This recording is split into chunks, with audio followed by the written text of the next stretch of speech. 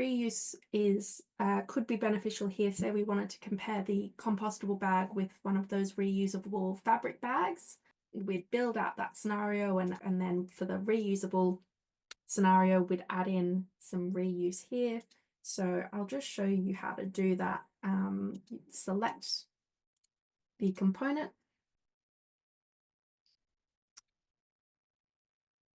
And you can either give it a reuse rate, which would be a rate anywhere between 0% and 100%, or you could give it a number of trips.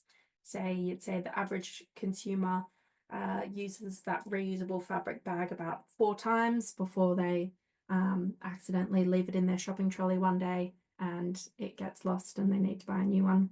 So we've got our reusable fabric produce bag here. Maybe the manufacturer says it's got 400 uses in its lifetime before it will eventually break. But we know realistically consumers, lose things and forget things, and so maybe let's just give it a 10 number of trips to be conservative.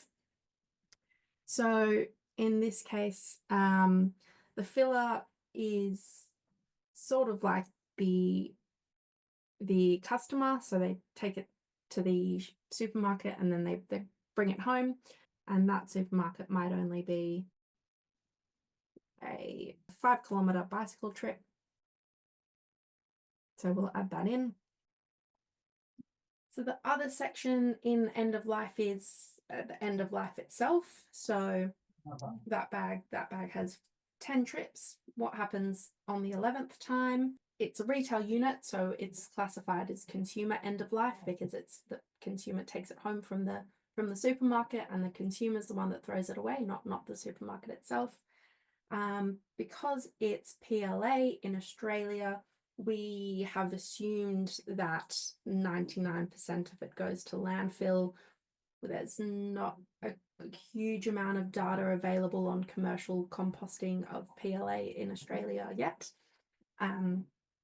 But, say you wanted to be a little bit more optimistic and assume that 50% goes to landfill and the rest of the consumers who use it are good and they home compost it, you can manually override the end of life dates that we have for each material there.